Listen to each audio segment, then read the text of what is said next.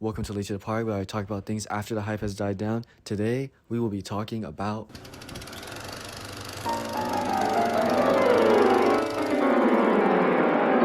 Before we can talk about Watchmen, we should probably talk about the history of superhero comics.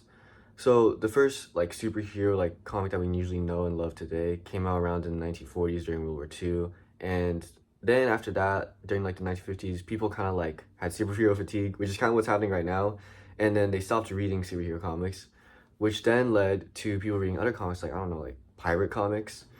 But after that, in the 1950s, that led to the Silver Age, which was a very bright and fun time for superhero comics in general. And then the Bronze Age, which was more darker and weirder. And then the most emo age of them all, the Dark Age. So all this culminated into the making of Watchmen by Alan Moore and Dave Gibbons. And Watchmen is basically, what if superheroes were in the real world and they behaved like real people? It's basically the main gist of it, but there's also a lot of other key concepts and interesting ideas, such as it's an alternate universe where Nixon is still president in the 1980s and the Watergate scandal never really happened. The Cold War is more tense, and also there's superheroes.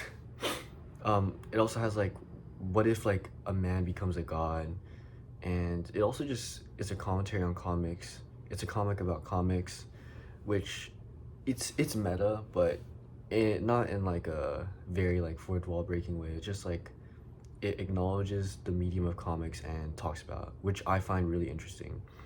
I think honestly the strongest point about Watchmen is the characters, for sure. I think Dr. Manhattan in specific is a very interesting character, and he's the only real superhero that actually has superpowers in Watchmen, and his powers are really interesting.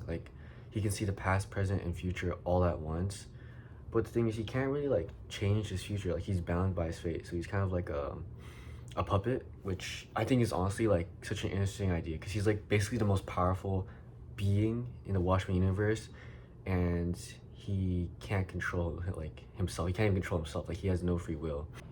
The way his powers is shown is also extremely well done. It uses a medium of comics to show it. Basically, in Dr. Manhattan's backstory, he's holding a photograph, and as it drops, he describes the past and the future, but also the present. He's in 5 seconds time, this photograph will fall to the ground. And he's talking about how in it's July 5th, 1939, blah blah blah blah, I met this girl. And I think that was just really interesting, because in comics, right, you read them linearly, but you don't have to. And also, you control the time of the comics technically, because you can read a panel and then you can go down if you wanted to, and in that way you're kind of skipping time. And also panels are frozen in time. They're not gonna move. They're not like movies. They're stuck there. You're just seeing that one photograph, and you just imagine the motion that happens between one panel to another, and there's that blank space, the gutter that you fill, which I think is a perfect that's why I think Dr. Manhattan is perfect in Watchmen, because he's using it's Alan Moore is using the medium of comics to show Dr. Manhattan's powers to us, for us to understand, which I just think is so cool. So when talking about characters, we have to talk about Rorschach. He's probably my third favorite character in Watchmen. He's just so complex and extremely interesting because of the way he thinks and his morality and mindset. He basically believes that there's only black and white in the world, which means there's only good and evil.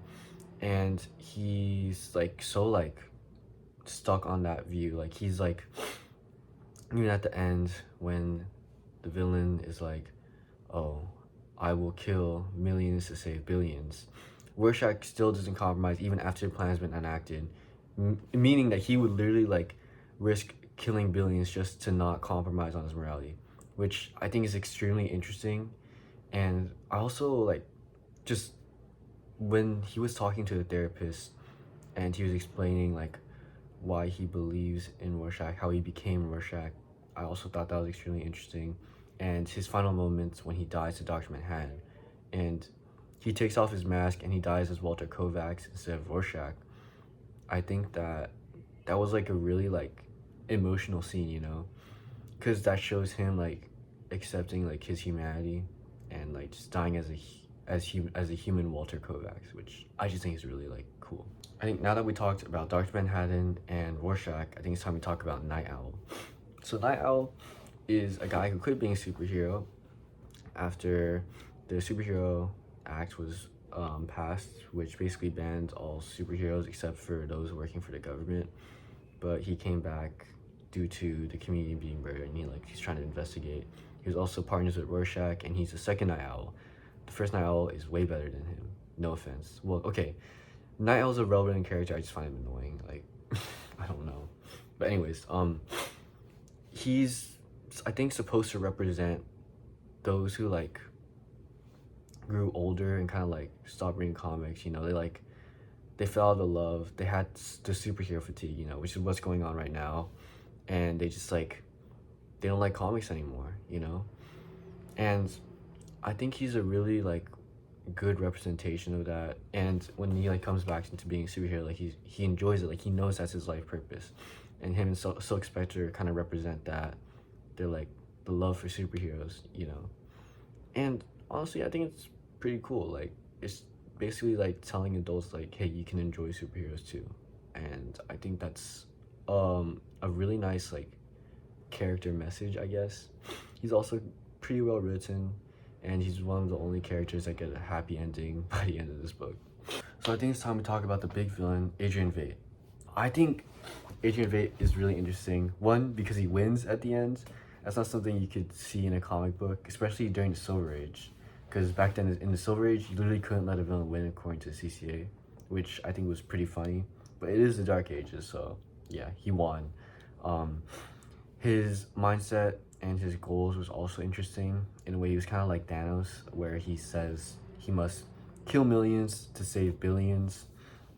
And he does this by summoning 2 alien squids, so that, first of all, to kill millions in New York and Moscow, but second of all, also to unite the Russian and American government so that they can like band together and stop the Cold War and a fear of nuclear Armageddon. I think it's pretty funny that like, oh, he killed millions to save billions. I wonder where that came from. Hiroshima, Nagasaki. Anyways, I think that was like really interesting. Yeah, he's definitely, I think, supposed to represent like the nuclear bombs that were dropped in Hiroshima and Nagasaki, and like, was it really worth all those lives, for a faster like surrender? That's like a whole nother thing. Sorry. Anyways, yeah, he wins in the end. He's extremely smart. That's like his whole entire thing. Like, he's just really smart, and I think that's honestly a really interesting idea for a villain. He's kind of like Lex Luthor in a way, but he betrays the heroes, because at first he's seen as a hero, and he had good intentions and wanted like to just help the world by being a superhero, but then he realized that like that it's just not possible. When the comedian points it out, he's like, yeah, I can't just save the world being the superhero. I need to save the world in like a global scale, and that's what he does.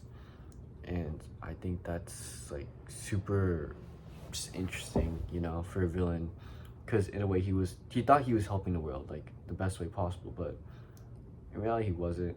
And also the superheroes agree with him in the end. They agree to keep quiet, and I'll talk about the fact that he dropped the squids, because in doing so they would like basically risk harming billions of lives even after the millions of lives were sacrificed. There was basically no point to it. Basically almost all the superheroes like just like agree with him, except for Rorschach, of course, because he never compromises even in the face of Armageddon. But yeah, I think Adrian Veidt is probably one of the more complex characters in Watchmen for sure. And it's not really about him as a character in my opinion, but more so the idea of sacrificing millions to save billions of lives. I think that was like the main idea of it, and I think it was like really well executed, especially for the end of the comic. Now, I think the comedian is probably one of the more interesting characters in Watchmen. He basically, I think in my opinion, he's a commentary on America, and he's just like basically like pure evil. I mean, he does a lot of bad stuff to a lot of different people, and for example, I think this is like probably one of like the most interesting moments from him, but it came when he basically was in the Vietnam War. After it ended, a lady came up to him and she was pregnant with his baby, and he didn't want to help her out, and she grabbed a ball, smashed it, and slashed his face. And then after that, he shot her, and Dr. Manhattan was also there. And after that, he talks to Dr. Manhattan. He's like, "You could have stopped me. Like, you could have turned my gun to snowflakes. You could have just teleported the lady out of there. Like, you could have done any sorts of things, but you didn't do anything. You just stood there." And I think it was like a really good analysis of Dr. Manhattan's like abilities. You know, like he's basically like a puppet. I mean, he can see the past, present, and future. He can manipulate everything, but even though he can see the future, he can't change it. Like, he just follows it. And I think that's so interesting.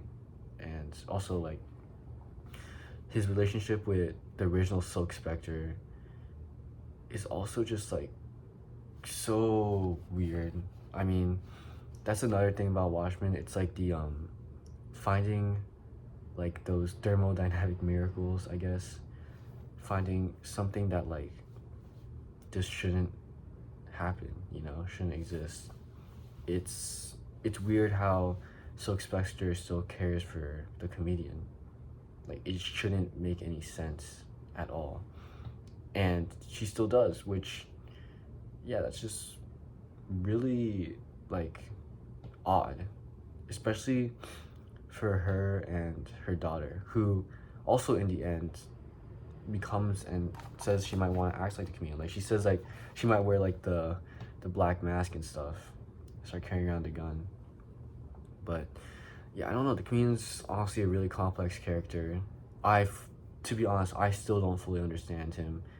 In my view, I'm pretty sure he's just like, he thinks that like, I guess everything's a big joke, and he's also like just like mocking and like basically he's like a version of like how the world like sees it.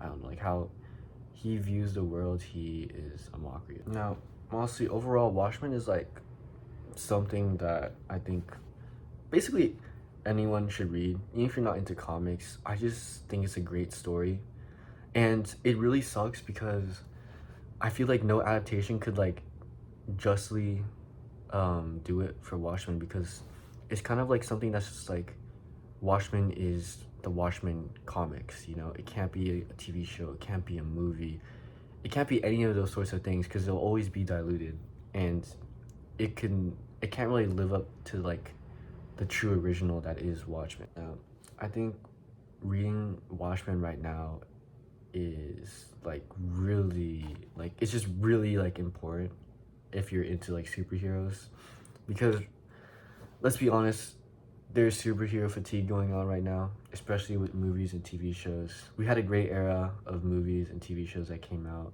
but now it's kind of falling off and it's just not hitting as well. And I think that reading Watchmen, like, it's interesting because it's like, I feel like it made me fall in love with superheroes again. Now, I really do like superheroes, but I feel like reading it made me appreciate them even more. And it showed me like what superhero comics are capable of.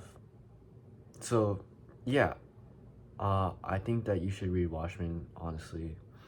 Even though it's like pretty old now, it's an amazing comic, and it's also like really cheap. It's like $15 for the whole story, because DC keeps on printing them because everyone's buying them because it's so good. But anyways, yeah, please read Watchmen and subscribe.